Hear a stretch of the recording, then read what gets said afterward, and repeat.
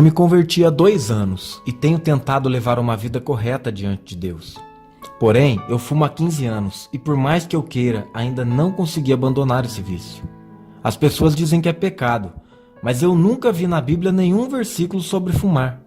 Afinal de contas, o cristão pode fumar ou não? Eu acho muito importante a sua pergunta porque pode ser a dúvida de muitos. Realmente, não existe nada na Bíblia específico a respeito do fumo. Por exemplo, não existe um mandamento dizendo, não fumarás. Porém, você deve entender que a Bíblia não é só um livro cheio de leis e regras que dizem o que você pode ou não pode fazer. A Bíblia é muito mais do que isso. Ela traz princípios que nos ajudam a avaliar qualquer tipo de situação e tomarmos a decisão mais sábia em qualquer área da nossa vida. Eu já ouvi algumas vezes essas perguntas, fumar é pecado? Ou o que a Bíblia diz sobre fumar? E como eu te falei, a palavra de Deus não fala diretamente sobre o uso de cigarros e outros produtos semelhantes. No entanto, ela mostra um princípio que se aplica a esse vício. Em 1 Coríntios capítulo 6 está escrito: tudo me é permitido, mas nem tudo convém. Tudo me é permitido, mas eu não deixarei que nada me domine. Ou seja, não podemos deixar que os nossos corpos sejam dominados por qualquer coisa a não ser o Espírito Santo. E todo mundo sabe que fumar causa um vício muito forte.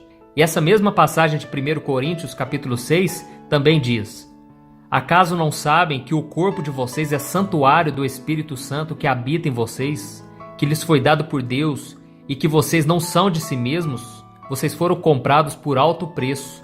Portanto, glorifiquem a Deus com o corpo de vocês. Está mais que provado que o fumo é prejudicial à saúde. Quantas vezes já ouvimos falar que alguém morreu de câncer no pulmão ou teve um problema sério no coração por causa do cigarro? Por isso, será que podemos dizer que quem fuma está honrando verdadeiramente a Deus com o seu corpo? É claro que não.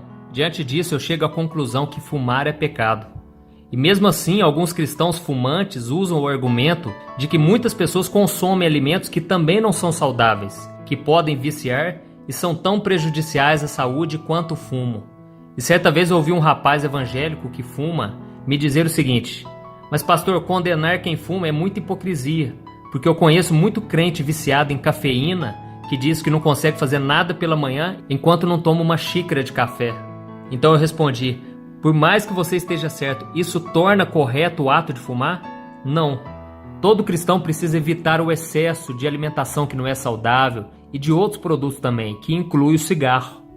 E um outro argumento que eu já ouvi de cristãos que fumam é que muitos homens do passado, considerados homens de fé, fumavam. E é verdade, o exemplo mais citado é o do pregador Charles Spurgeon. É fato que ele foi um grande homem de Deus e fez muito pelo reino de Deus aqui na terra. Mas sinceramente esse argumento não tem peso algum, porque naquela época, por volta do ano 1900, as pessoas não tinham conhecimento nenhum de que o cigarro fazia mal. Ele era um homem de Deus e um grande pregador. Com isso eu acredito que se ele tivesse as informações que nós temos hoje, ele ia buscar parar de fumar. No entanto, eu preciso te esclarecer uma coisa muito importante. Quando eu digo que fumar é pecado, isso não quer dizer que você perde a sua salvação. Existem muitos cristãos verdadeiros, que eu acredito que você é um deles, que estão querendo parar de fumar e estão buscando a Deus para se libertar desse vício. Eu creio que o vício do cigarro precisa ser abandonado, principalmente por causa do testemunho diante das pessoas. Mas eu sei que é preciso ter muita força de vontade e perseverança. Tanto é verdade que em muitos casos a pessoa precisa de medicamentos e acompanhamento médico, psicológico para se livrar do cigarro. Também é muito importante que as pessoas à sua volta te ajudem. E eu acredito que a igreja pode e deve dar o apoio necessário para quem está passando por isso, ao invés de criticar e só apontar o dedo. Veja o que está escrito em Gálatas capítulo 6. Irmãos, se alguém for surpreendido em algum pecado, vocês que são espirituais deverão restaurá-lo com mansidão. Cuide-se, porém, cada um para que também não seja tentado. Levem os fardos pesados uns dos outros e assim cumpram a lei de Cristo. Eu sou o pastor Antônio Júnior e essa foi a dúvida do Marcos. Se você gostou, inscreva-se no meu canal e compartilhe com seus amigos. Deus te abençoe.